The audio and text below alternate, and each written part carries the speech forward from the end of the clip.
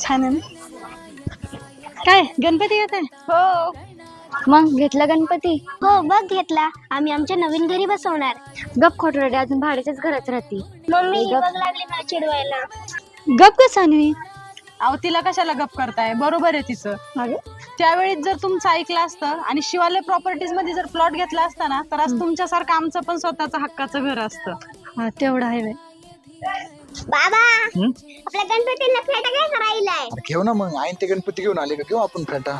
हो, काय? मी तुम्हाला सांगितलं होतं ना शिवालय प्रॉपर्टीज मध्ये प्लॉट बुक करा म्हणून. अरे तुम्हाला सांगितलं होतं, झाली माझी चुकी एकदा. आता 1 वर्ष झालं ना, सारखं तोंडावर काढणार आहे का? अहो 1 वर्ष म्हणजे इथं लोकांचे घर बांधून झाले. कळलं मला, आपण दुसरीकडे गुंतवणूक केली, तिथं आपण फसलोय. माहिती होतं मला, शिवालय प्रॉपर्टीज मध्ये 18 फुटी रोड आहे, ड्रेनेजची सोय, लाईटीची सोय, पाण्याची सोय. 21,000 रुपयेच भरायची होती, बाकीची रक्कम हप्त्यावर फेडायची होती. तुझं सगळं पाठ झालं.